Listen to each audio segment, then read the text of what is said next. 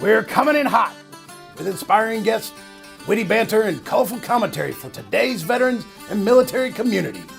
This is the Tango Alpha Lima podcast. They call me crazy cause I'm facing all my giants. They try to scare me into thinking I can fight it. They tell me I should never even think of trying.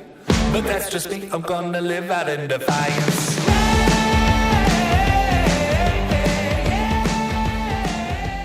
Oh boy. International Day of Jeff Daly is over. It was 3 days ago, and I'm here to talk about it, mostly because we recorded this before that. How are you doing today, Ashley? So if it's 3 days after your birthday, that means my birthday is this coming weekend. All right. Yeah, that's right. May 28th, International Ashley Day. This is the first time you've gotten braggadocious about your birthday.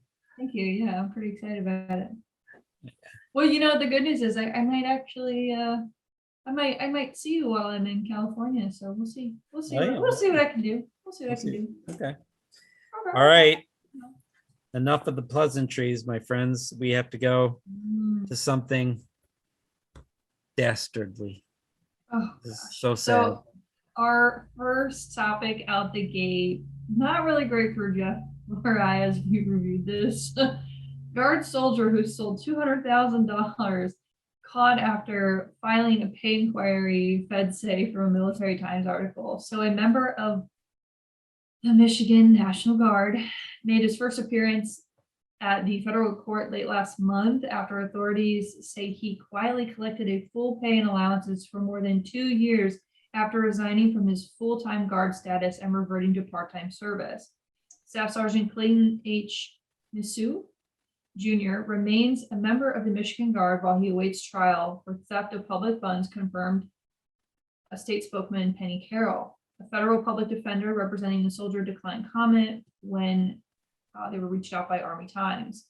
The alleged theft was discovered that Mitsu submitted a pay inquiry about the missing part-time drill paycheck according to publicly available records.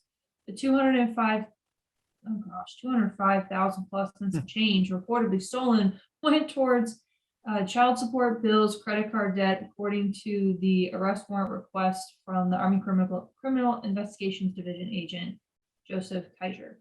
The NCO resigned from the Hawaii National Guard. Big difference. Hawaii National Guard's active Guard Reserve program, otherwise AGR program, in June 2017. Oh man, but even so, after he became I don't like this turn of phrase here, it says weekend warrior. How dare they? Anywho, besides that, what the heck, guy? Anyway, he continued to receive this previous active duty pay and allowances on top of his monthly drill pay. That is a no-no. Why did you think you were gonna get caught? Did you really? Why? Like, my brain hurts for this individual. Anyway, so the Hawaii Guard failed to tell the Defense Finance and Accounting Services to stop his pay. Don't you think any normal rational person would be like, hey, why am I getting all this paycheck? Why would you ignore it for 2 years? Wait till we get to the comment section because I have an answer for that. Anyway, so this individual has been receiving monthly drill paychecks. On top of that, in coordination with the Michigan Army National Guard revealed that this individual was not receiving drill pay because he was receiving active duty pay and entitlements, etc. Whatever. All right, guy. First of all, kudos to the writer for the weekend warrior comment.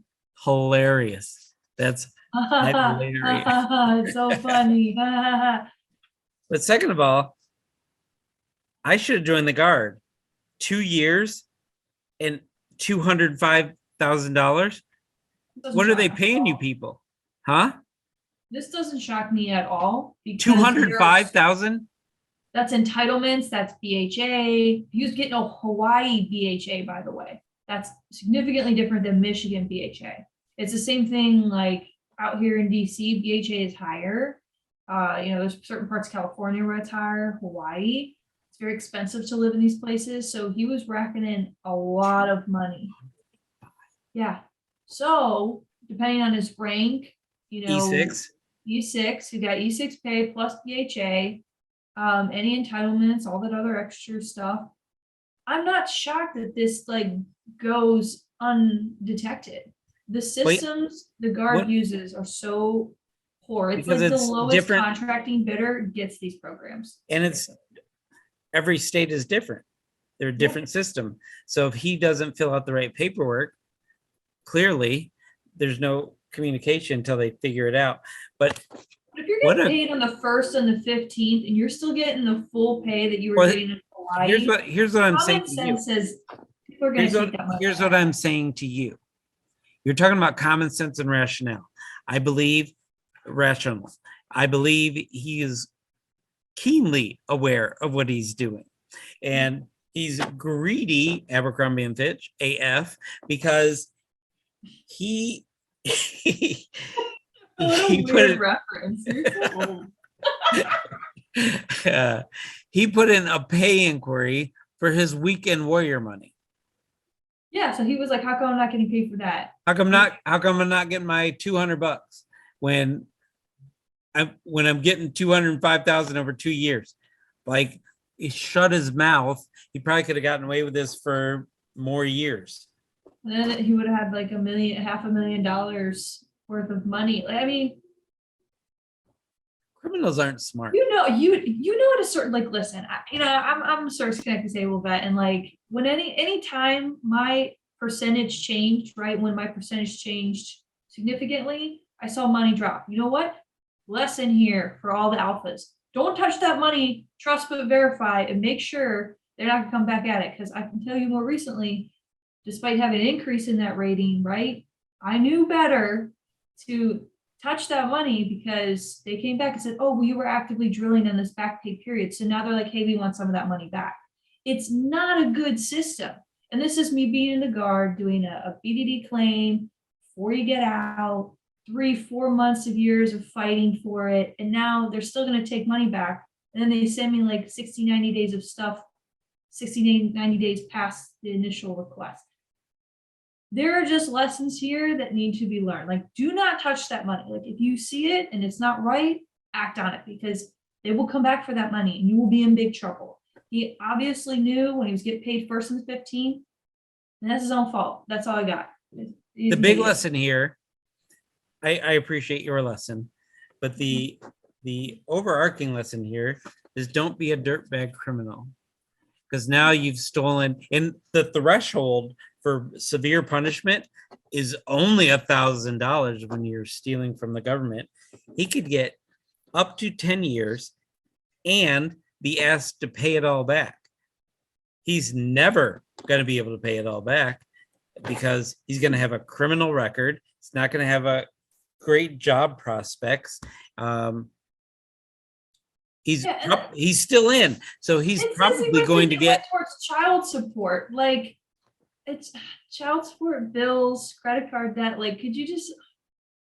But the thing is, he's still in, so he's not going to get a great discharge. At least I don't have to run into him at my American Legion post, Mr. Mitsui. So Anywho, there, we never have to talk. A nice transition, a different transition into our guest, because when we talk about moral and ethical responsibilities as human beings and good versus bad. Well, that's why I chose this story, because of the contrast. Yeah. Look at you being all forward thinking and whatnot. You know how I do. Yeah. Holly's shaking her head because she put the story in here. But I did put the story in here. Why are you? I want to know why Holly's shaking her head at me like I didn't plan this contrast. Oh yeah, I'm poetic all day, every day. I mean, let's be real, like poetic Abercrombie and Fitch. Just human beings. And as we reflect on the world, we have to. All right, here we go. Today, after Mr. Mitsui, we're going to do a 180 into the goodness of people. We're going to be joined by Logan Isaac. Logan is an Army veteran and is bringing his Christian beliefs about military service, not his. He's bringing Christian beliefs about military service into the 21st century. It's one we're living in. He's breaking down the bias and bad theology that isn't veteran friendly. He has a new book that challenges that bad theology titled, it's my favorite title of all time, God is a Grunt. We're going to be back to learn more about God's infantry style after the break. Hoorah, hooah, whatever else. Cool. Air Force is ooh and ah. I don't know. Yeah. Oh, there's a ooh and ah on beanbag chairs. And join us for the 2022 100 Miles for Hope Challenge. The Third American Legion Fitness Challenge will once again raise money for disabled veterans and military families in need. We've made improvements to the 2022 challenge. Monthly mini challenges, Department versus department challenges, and easier ways to track your miles. And we've made it easier for friends and families to support you with donations to the Veterans and Children's Foundation. Our goal for this campaign is to raise $450,000 for the foundation. But we're gonna need your help. It doesn't matter if you walk, Run, ride, or swim. Just get active. Support our veterans and military families. And let's show the nation that we are veterans strengthening America.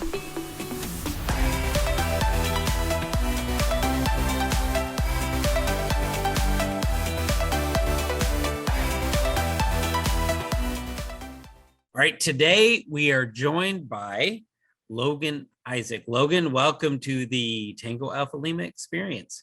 How's your day so far? Good. Thank you for having me. I really appreciate it. Well, I hope your day is about to get better. I'm going to let Ashley jump right in. She typically starts. that is correct. Thank you, Jeff. Thank you. Logan, welcome to the show. Super excited to have you on. So we just heard a little bit more about your bio, and I saw that you've got a fairly well-rounded military career. You're in from 2000 to 2006, and I wanted to just open it up about your time in service that's led you on the path that you are now and inspired you to write your book.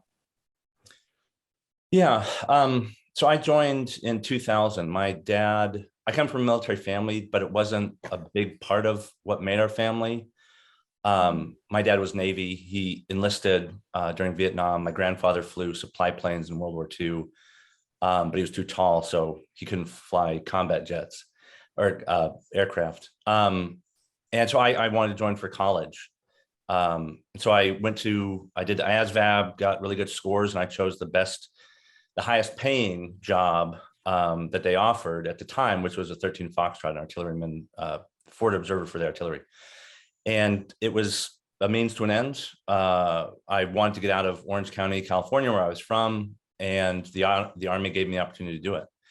So I enlisted in February of 2000, and I was in basic training when the USS Cole was bombed, and everybody thought we were going to war. And then we didn't, went through airborne school, started as a paratrooper in the 82nd. And I was actually coming out of the field, getting a couple of teeth pulled at the dental clinic at Bragg when the towers fell on 9/11. And I never thought I would go to war. And so we ramped up, and it turned out that the other two brigades there were going to go before my brigade to Afghanistan. And so I re-enlisted to go to school. I was going to go green to gold and make more money as an officer, get my ROTC scholarship, my Montgomery GI Bill, and just have a nice cushy life for myself. And I left Bragg in December of 2002. Yeah. And 10 days later, my unit deployed to Iraq for the invasion force. So I found myself in Schofield Barracks, Hawaii, with the 25th Infantry Division. And I was there for about a year before we deployed and relieved my old unit in Iraq. And when I was there, I was introduced to what it meant to be an instrument of foreign policy. And in Iraq was a different, battle zone than Afghanistan. And for someone, I went to youth group in high school, and I always just kind of thought of myself as a Christian. But in combat, I think for me, it ratcheted up what was important and what was not important. And I felt this deep sense of, I call myself a Christian, but what does that mean? And I saw an American soldier die very slowly due to combat triage. He was just a low priority. And that really shook me to my core, wanting to think of myself as a good person, productive citizen, and struggling with the moral complexity of not just military service, but also combat deployment.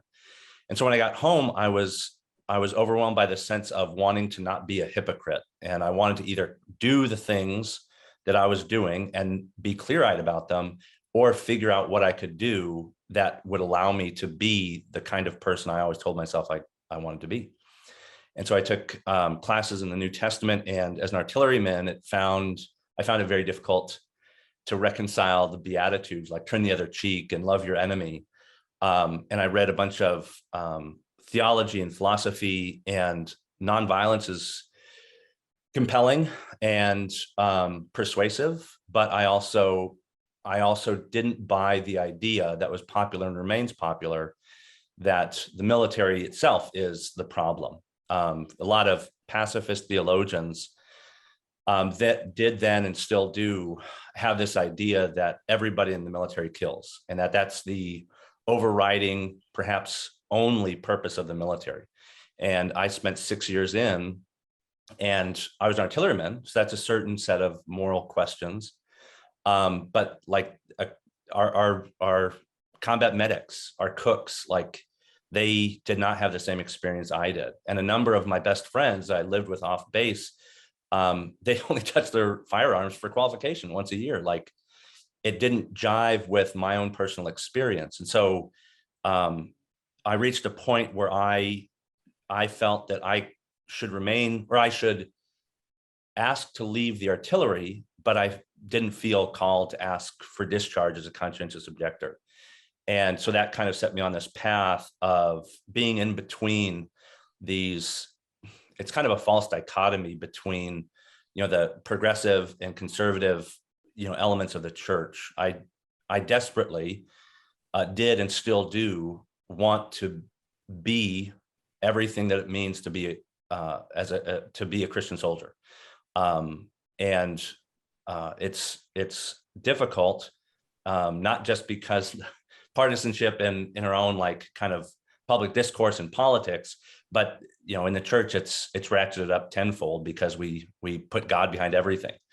And so that's where I find myself now, in between often polarizing conversations about what it means to be a Christian soldier, what it means to love God and country. But I think it's a really important conversation to have, and it's one that I've committed my life to. It's very profound. The way you describe it, it's very like, how do I say it? It's both eloquent and purposeful. And I think it's fascinating that you came across all of these, I'm sure, very, refined moments where you really questioned everything you thought you knew. I've always thought about the concept of moral injury, right? I'm sure you've had, some form of conversation about that, but with moral injury, as you go through the service and, depending on your leadership or where you're at or what job you have, there's sometimes this conflicting value system, right? There's an inconsistency with what we value and what we believe.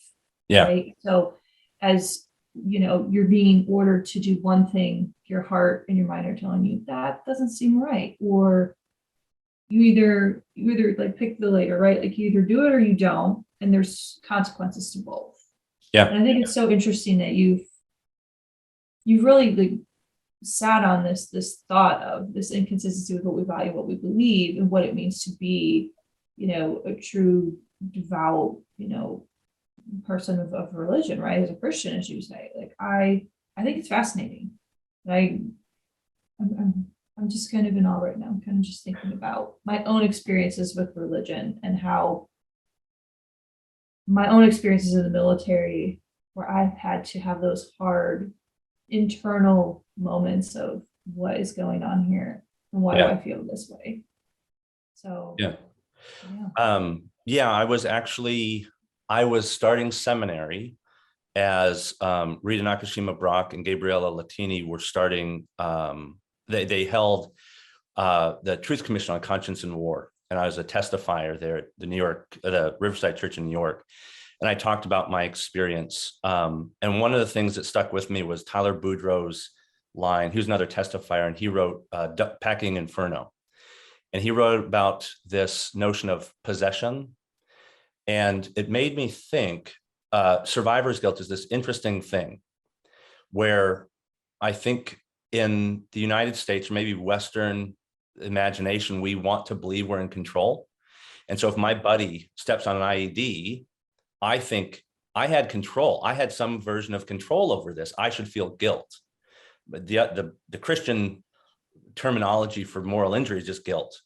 And that can be overused and overplayed and abused and misused. But guilt is that thing that reminds us there's something we can do to make things better. And that's a really important distinction from shame, which is you confuse your act with yourself. Shame is you become the embarrassing thing that people feel when they know what you've done. So like in the first chapter of God is a Grunt, I talked about Cain. And a lot of people read Cain as like the prototypical killer. And he gets read into soldier stories a lot. But the Bible always gives us something to learn from even the worst people. And one of the things that I think that we need to remember about Cain is that he was an improvement on his parents. When his parents screwed up, they got in a blame crossfire. They're like, well, the woman did it. And then the woman's like, the snake did it. And then when they receive the consequences, they take it as a punishment and they don't object. They're ejected from Eden. And one of the things I love about the Hebrew Bible is all the arguments that people get into with God. And so Cain, when he is confronted with the consequences of his actions, he kills his brother, and the curse doesn't come from God. The curse comes from the ground. And the ground is almost like, I see what you're trying to do with your brother, like make him compost. Well, let's see how much your garden yields now, jerkwad. And so Cain says, instead of going off into the sunset and accepting his fate, he says, don't drive me from your face, God. He says, depending on the translation, he says, my iniquity is too great. But the word iniquity is sin. He confesses in a way that his parents have not. He does not accept that the consequences that it should be a punishment. The consequence is there. The ground is not going to yield its fruit as easily because he tried to use his brother as fertilizer. And so back to Boudreau and possession, some of the things that we think we've done, we haven't actually done. So survivor's guilt is this residual. It's not guilt. You don't have control over the things that you want to believe you have control over. So there's a woman, oh man, what's her name? I can't remember, but she was a driver in Iraq. She has a new book out called Waging Peace. I just cannot remember her name. And she was there around the same time I was in Iraq. And my platoon sergeant loved to have me drive. I don't know why. I'm an artilleryman. Why am I driving? But he loved to have me drive. And I got the same spiel that she talks about of people may try and push kids in front of you to slow down the convoy in a kill zone. And I was told, the same as she was, you may have to hit the kid. Now, on the one hand, I never actually had to make that decision. On the other, I probably wouldn't have hit the kid. I don't feel guilty or any kind of like moral injury over some decision I didn't actually ever have to make. And so when we are more careful about the things, thinking about the things we are complicit in, the things we do have control over, and that we either failed to intervene on, or we did something wrong, we did intervene for the wrong reason or something.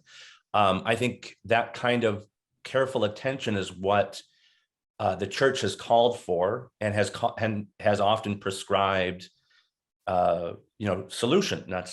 interventions for.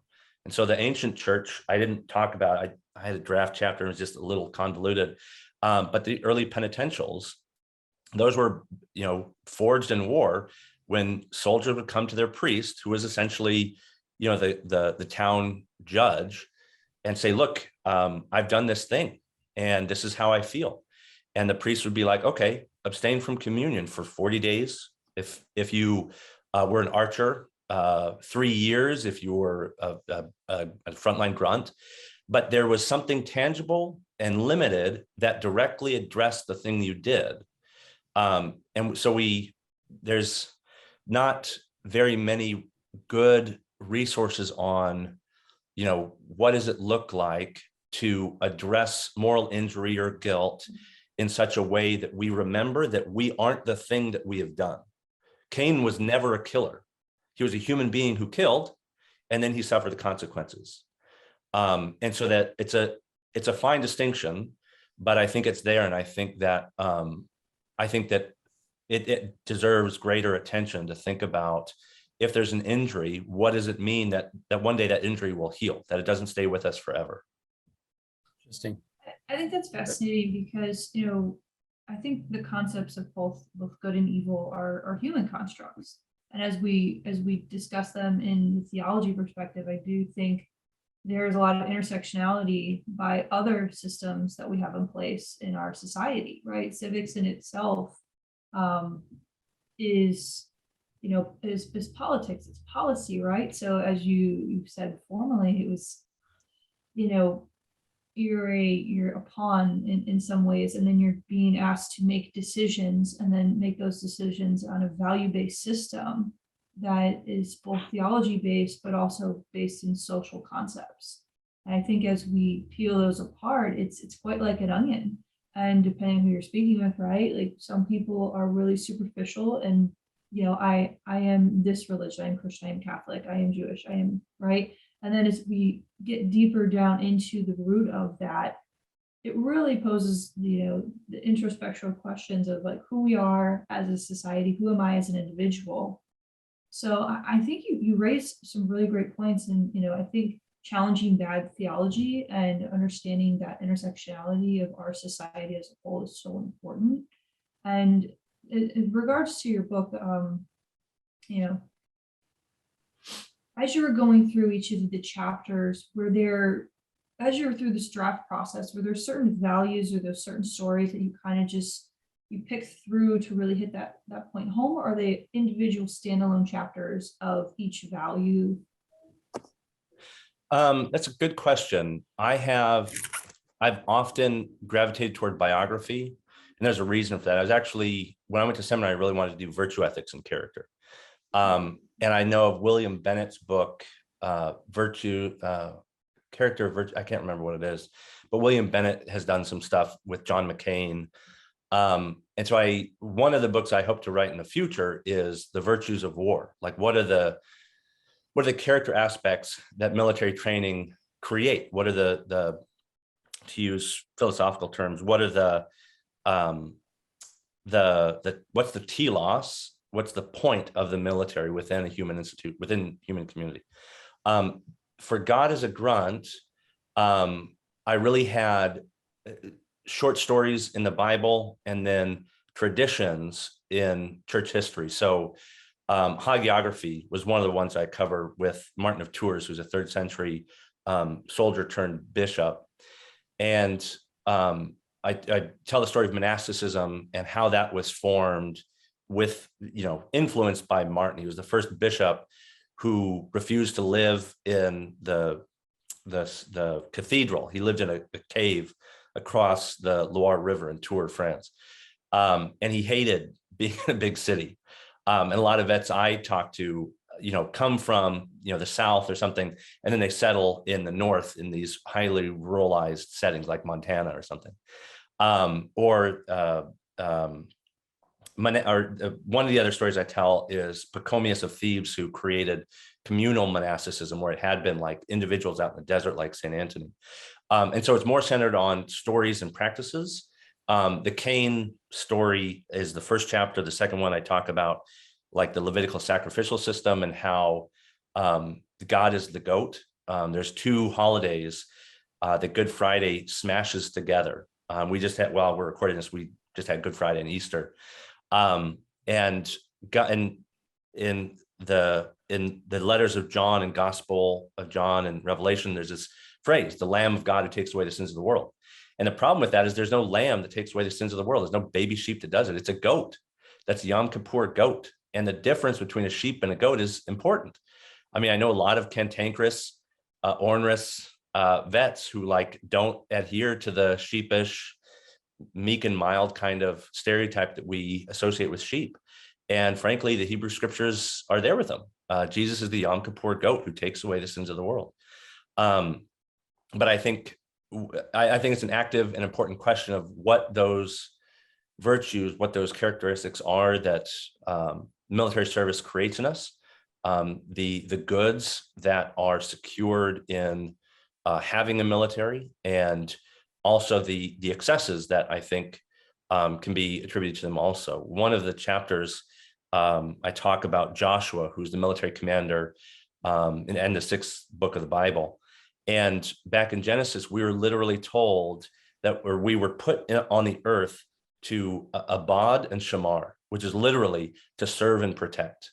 Abad is servant or serve, and then shamar is what Cain says, am I my brother's shamar? Am I his keeper? Am I his protector? So we are literally, as humans, made to serve and to protect. But the person that came up with that motto was a daughter of an LAPD officer who came up with it in 1952 or something. And they were in LA in 1992 when the LA riots broke out after four police officers brutally beat Rodney King. And she said, you aren't living up to your motto. If there are bad soldiers and bad police officers, it also means there's good police officers and good soldiers. And that's another kind of element of what I hope to do, is to kind of bring a highly polarized conversation back to center. Like there's moderating forces that should be at work, instead of saying, well, let's get rid of the police, or let's think that the military is all evil or something. Like that's a little extreme. And I'm trying to call that out and provide an alternative way of being more careful about our language and the way we think about not just soldiers, but the broader military, which I take to be first responders and law enforcement as well. I think that's really profound. And as far as just the balance and sense, and as far as balance goes, I know I need to toss it over to Jeff, because I know he's got some questions cooking over there. I think we're out of time. No, you guys covered all of theology, so I'm gonna have a couple comments and then move on to your advocacy piece. We have a whole show on moral injury. We had a guest for that, so that would be a good one to compare and contrast with what you're saying here.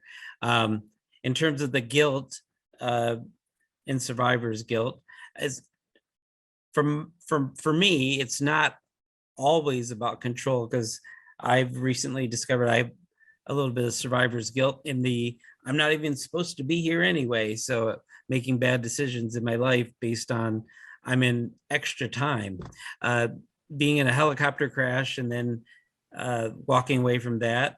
But then 6 months later, having the same exact scenario happen to other people and they all died. You go through, why did I survive and they die? It's not about control. It's just about why was I saved and they weren't, kind of scenario, which leads me to do all sorts of things like not go to law school and go to Second City and learn improv and comedy instead. But which my mother is, if she listens to this, she'll get mad all over again. But I want to get back over to your advocacy piece, because I was gonna, if you can slip in how you came up with the title of your book, that would be amazing. But we're past the book. Just real quickly, how did you come up with that title? It's an amazing title. Yeah, it's also one of the chapters where I talk about the New Testament and how civilian bias, pacifist bias, has done a poor job of interpreting soldiers of Scripture. That's probably going to be my next immediate book, talking about when the Gospels were written. It was under a time of occupation and persecution by Rome after the temple fell. But when Jesus was walking around doing his thing, there were no legionaries, there were no forces in Judea. Galilee had his own military, and so some of the soldiers you encounter, the centurion of great faith, who I call Captain Marvel, he would have been, possibly childhood friends with Jesus. Like, they were not light-skinned foreigners; they were just people doing their job. And so the title of the book and the title of the chapter is the full title is "If Jesus is God, God is a Grunt." And we all know that grunts are kind of at the bottom of the totem pole, the social totem pole. But everybody wants to be like them. Everybody has, to some extent, wants to kind of throw out their grunt bona fides. But more importantly, grunt is one who does all this thankless work, who's willing to do anything and everything it takes to complete the mission. And Jesus, as God, who is called a warrior as they leave Egypt, Jesus is the divine warrior who wears the armor of God. When Jesus goes up to his execution, he's wearing a tunic that the Gospel of John says was not torn and was seamless. Well, that's the high priest's tunic. So he goes up as the high priest. But in Exodus 28, verse 4, it talks about how the tunic was supposed to be made like a coat of mail. Literally, not plate armor, but chainmail. And so as he's going up to be crucified, he's going ready for battle. And so if Jesus is God, and Christians believe that he is, then God is a grunt. That is the kind of soldier he is. He's a man of war, according to Exodus 15:3. But what kind of soldier he is, he leads from the bottom. He takes all the shit that rolls downhill that the lowest enlisted typically catch. And so, that God is a grunt is good news for GIs, many of whom, I think the average time of service is under 6 years. It's difficult to find the average rank in people receiving VA care, but it's, enlisted members are outnumber officers by like 5 to 1. And so the kind of soldier that Jesus is the kind of guy that takes and executes orders as opposed to typically giving them, at least in Jesus. Like the Old Testament there's some distinction, but that's where the title came from. Interesting. So that kind of rolls right into your advocacy. You just spoke of people who need advocating for. So tell us a little bit more about your advocacy work. Yeah, the last two chapters of God is a Grunt, the last numbered main chapter, I profile people and stories, whether that's Martin of Tours, Pachomius of Thebes, Joan of Arc. The last one is Ralph Abernathy, whose feast day in Christianity, the feast day is when someone is deposited into the earth. And Ralph died April 17th, which was Easter this year. And Ralph Abernathy was Martin Luther King's second in command. He was a platoon sergeant in World War II.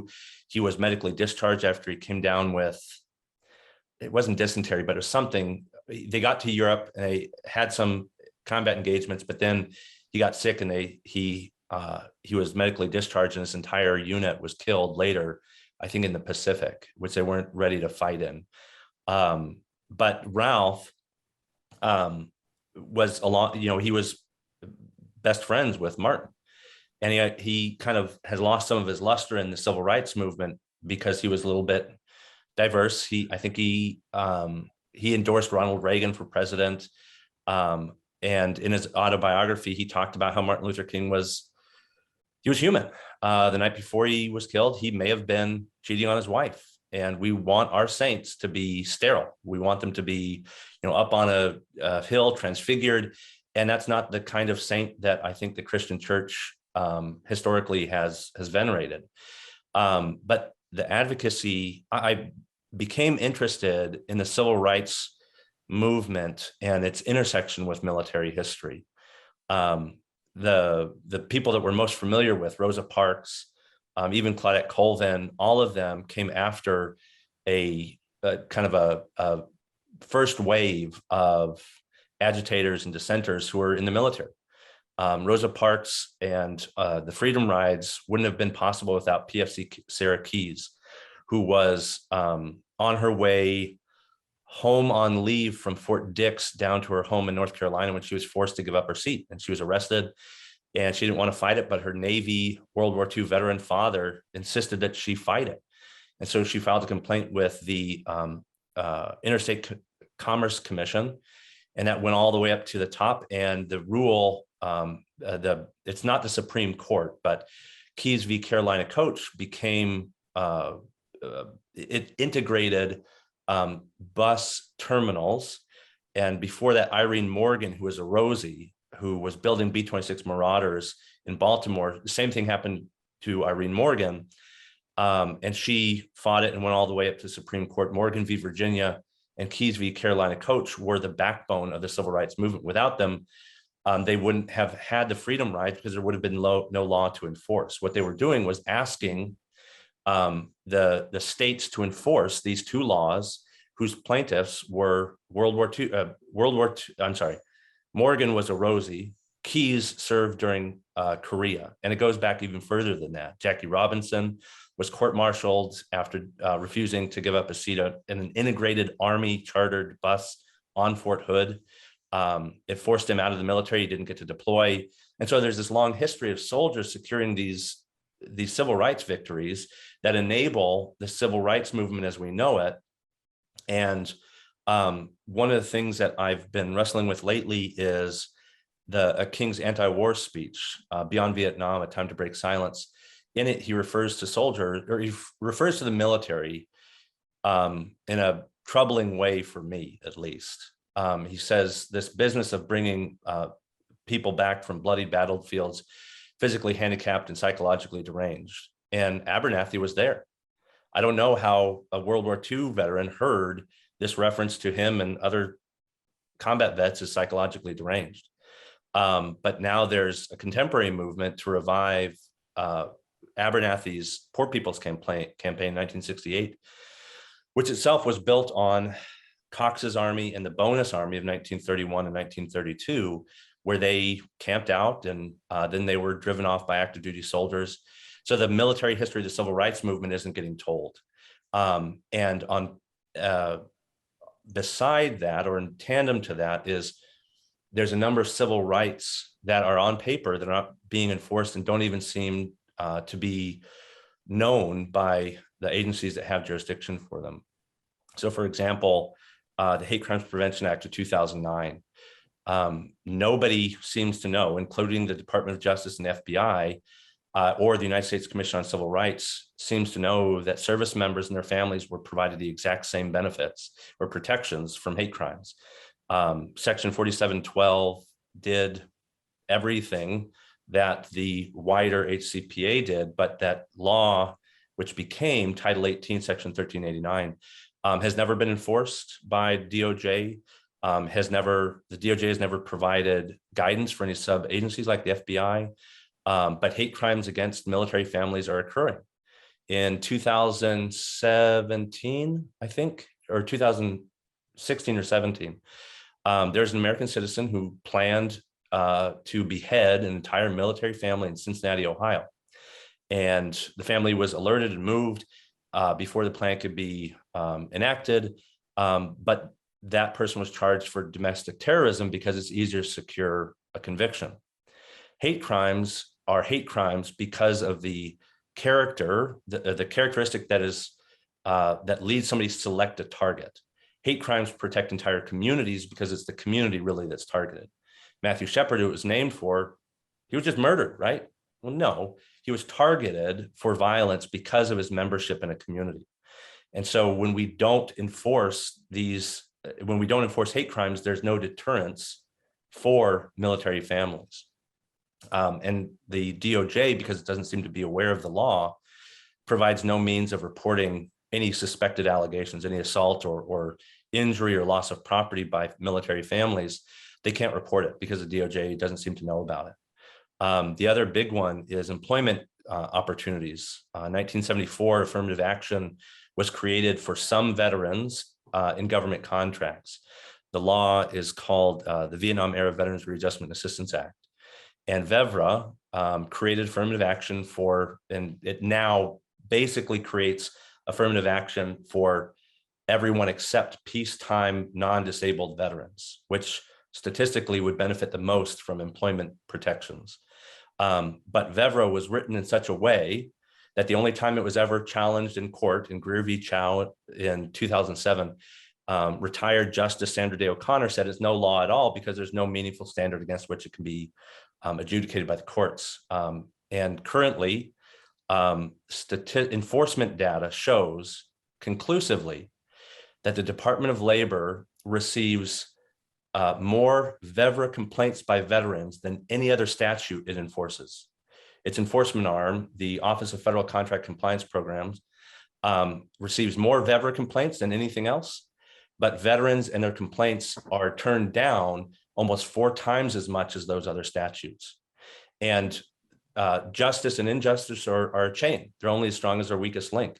If someone, for example, says, I'm going to deny you employment, if John, if you were, or Jeff, if you were trying to get employment and they said, well, I'm not going to hire a veteran, but you suspect that it's because you're Black, it's totally legal for them to deny you employment because you're a veteran. There's no way to enforce VEVRA unless you're a government contractor, unless the Department of Labor does their job, and they don't seem to be doing that. So the advocacy piece has kind of grown out of this, my kind of broader mission for this thing that I created, I call Pew Pew HQ, is human dignity for soldiers and veterans. And human dignity is not only listening and understanding and appreciating the humanity of soldiers and veterans, but also working to secure and protect that human dignity in civil rights. And so Pew Pew HQ, I do education and advocacy that promotes human dignity for soldiers and veterans. And some of the lowest hanging fruit is this advocacy stuff. Getting my congressman, Jamie Raskin, is the chair for the subcommittee on government oversight and civil liberties and civil rights. And I've asked him to have a subcommittee hearing to talk about VEVRA, to talk about the Hate Crimes Prevention Act, and talk about other loopholes that soldiers and veterans are falling through. The Fair Housing and Equal Opportunity Office in HUD doesn't protect veterans. The EEOC, which is created by World War II veteran JFK, doesn't protect veterans. And all it takes is a bill. I suspect it would pass, but my former Congressman David Trone, before I moved within Frederick County, he wrote a letter signed by other congressmen asking the Department of Justice why they don't seem to be enforcing the HCPA for service members. And it was ignored by FBI Director Christopher Wray and then Attorney General William Barr. But we only get, sometimes it feels like what we pay for, sometimes I hear other vets talk about, you get what you pay for when you go to the VA. Well, we aren't speaking up, or when we do, we get, kind of put in these boxes of angry veteran or fill in the blank. So advocacy is about human dignity and how our institutions and organizations secure and protect that human dignity. Well, Logan, I think maybe one of the alphas out there, a Legionnaire alpha, might write a resolution to get some Legion attention on some of this military civil rights stuff. I want to make sure we quickly figure out how people can get in touch with you, learn more about the topics that you're talking about. And I know I'm going to recommend your book to my post chaplains. So Donna Calloway, Rocio Palmero, you got some reading to do. And I want everyone out there to be able to get some of this information. So where can they find it? Yeah, my personal website, IamLoganMI.com. That's just kind of an archive of the stuff that I've done. PewPewHQ.com is the online hub for a lot of stuff.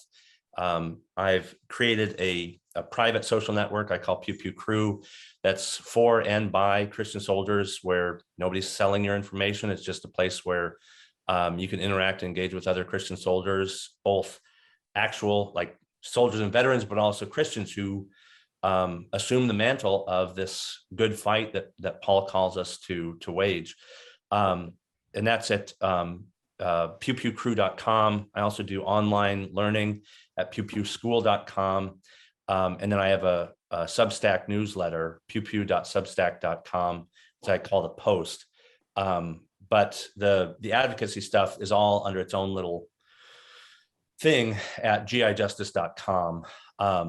I believe that as a Christian, I'm called to love the least and lost, and also work for justice and walk humbly before God. And so the GI Justice stuff doesn't require any kind of faith. I mean, the Pew Pew Crew doesn't either, but it's a place where what I call high church lowlives can come and be spiritual, but also religious, where you can have kind of a deep conversation about what it means to be a Christian soldier, what it means to be a good person, a person of goodwill, in a world that, it's sometimes hard to navigate with the experiences that we accumulate as soldiers and veterans. It's the journey is made easier when it's together. And so Pew Pew Crew is a place where you can meet and kind of have conversations that are not safe, but good, I hope.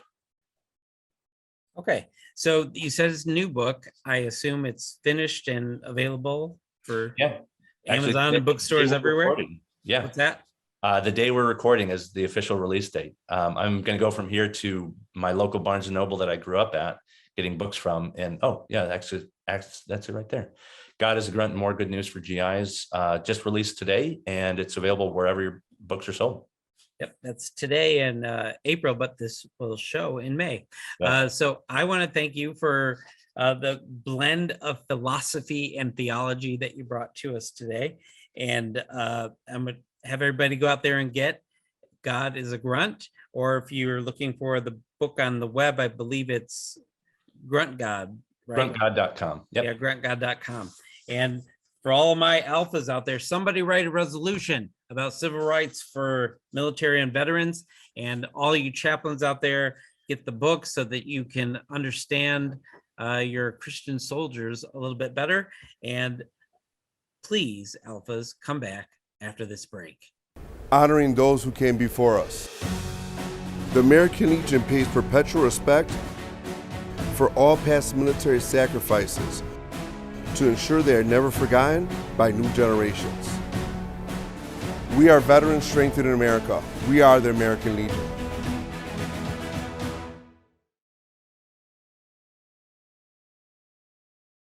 Wow, he had a lot of information on Ashley.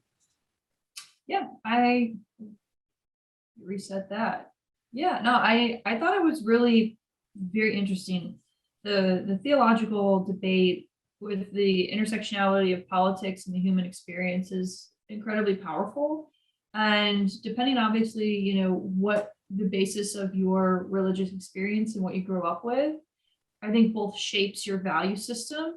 And then you add any of the values that are, bestowed upon us as service members, right? So each of the respective branches. So in the Army, my acronym was leadership: loyalty, duty, respect, selfless service, integrity, personal courage, right? So those were kind of my core tenets or my pillars, just as the American Legion has their 4 pillars, right? Like these are how we frame our experience. So I thought Logan did a really interesting job of kind of just captivating what it means to be on the front lines of advocacy, as well as just in this theological discussion, because they're so question. No, I was hoping that we wouldn't have to recap the entire episode, because we spent hours talking about this just minutes ago. Anyway, my wholehearted opinion, I thought it was really fascinating, and I enjoy history and theology. And as someone who in basic training went to every possible religious service, I think that there's a lot to be said about human nature and how we describe our experiences through life. Go on, Jeff. Let's get into rapid fire. As much like the interview, I don't have time to reflect on our guest. We are now going to move into, hopefully, pew, pew, pew, rapid. RAPID is our acronym. Really accelerated conversations of people interest. in discussion. That's what rapid is. Okay, rapid fire number one. Navy brings new software online in time for sailors' fitness testing season. A new software program that tracks Navy sailors' physical fitness tests have arrived just in time for this year's testing session, according to the Navy. A delayed software delivery pushed the Physical Readiness Information Management System 2, or PRIMS 2, rollout into April, the month the new physical fitness testing season began, according to spokeswoman for the Navy Personnel Command. PRIMS 2 allows fitness leaders to record fitness data and sailors to view their fitness scores. Now, this is the important part to me. Sailors may access their physical fitness information through a program called My Navy. Anybody ring a bell? A web portal that combines many of the service human resources and other career information.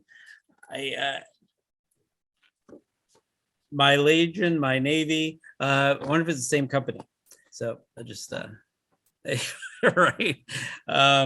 They're gonna have some upgrades to do if that's the case. So what do you think of the software upgrade? Well, I'm happy they're getting a software program that tells them what their scores are. I mean, I feel like as an individual, you should be tracking your own scores and you should know. But also, like, as an Army gal, most of this would just be imputed, like, it would just be put into your, this was not my experience. And this just seems a little like behind the curve. But hey, if it's working for the Navy, it's working for the Navy. But I feel like the Army folks are already doing this stuff. So what, Army has an app? I don't know. So the Army would have their, what was the APFT, the Army Physical Fitness Test. And you could calculate, and wasn't mistaken, you could keep, like, every time I had to do the Army Physical Fitness Test, I had that app. I could calculate, I could check body composition in that calculator. We had our standard forms and stuff that we would have to fill out and file, but most of that data got inputted into whatever system it was. I apologize, I don't remember, but we had to input all of that. So all of that went into your, like, military records, and it was trackable through any of the military portals that we would. Well, in the Marine Corps, we used an abacus, and a drill instructor would tell you were disgusting and need to work out more. That's basically all we had. It was like a sliding grade, gross. Yeah, gross like less, no. Okay, no. We're going to hopefully rapider fire number 2. Again, this is a commercial for legiontown.org. We are taking a story from there every week. So if you contribute content, maybe we'll pick it up. If you email that you contributed content, we'll know about it and we'll go look for it. If it's not terrible, we'll use it. This little secret from me to my alphas. Okay. Who are you talking to? I was talking to the alphas. Shh. Don't tell anybody. Okay. Anyone's watching the video, it looks like he's like whispering. All right. Post 731, California 731, by the way, makes all World War II, Korean, and Vietnam War post members honorary life members. This is submitted by Adjutant Carrie Cortinas, California Post 731. On March 12th, aboard the USS Midway, Post 731 officers commemorate an historic move by the membership of the post to provide honorary life membership in the American Legion to all World War II, Korean, and Vietnam era veterans who are members of Post 731. 3 post members from each era were chosen to receive their respective war ball caps and representing their members. The officers and members enjoyed a tour and luncheon aboard the aircraft carrier provided by the post. Well done, my friends. In making the presentation, Commander Nikolai Camarado, I didn't know that was, I only know him as Nick, an Iraq Afghanistan combat veteran, declared that Post 731 honors those who came before us and continue to fight for those serving in the future. I want a commercial that says that last part. And hearts and hugs for them. There we go. Love it. It's great. Whoa. Ash is like here. She said rapid. Let's She'd move, go bro. big or get on out. Small. Okay, Ashley, since we're done now, why don't you just take us home?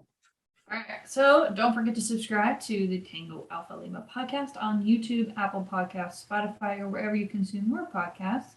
Please leave us a review and give us a big old 5-star rating so that the world knows how much you adore us. And Jeff Daly specifically, he could use some love. If you do have a guest recommendation, whether that's yourself, someone you know, an outstanding service member who you think would be a great guest and someone we'd love to speak with, go to legion.org/Tango Alpha Lima and click on the suggest a guest link. Yeah. All right. So send it. I have a little PSA that I have to get out there. It can be lonely at the top. That's so, Jeff. Holly's making me laugh. It's not very PSA right now. It is. It's lonely up here at the top, being an alpha, as you know. But does it have to be? Share this. Holly, turn yourself off. Holly's making. Share this podcast today with a deserving alpha bit. That's what I'm calling pre-alphas. They're a little bit alpha with a deserving alpha bit. So they too can get in on the conversation you are having in the Tango Alpha Lima experience. Please don't leave us all lonely here at the top, being just the only alphas that we know. It's important. And with that, Alpha bit, not alphabet. We're not trying to promote. Yeah, alpha bit. They're a little bit alpha until we get them in here, and then they'll become a full alpha.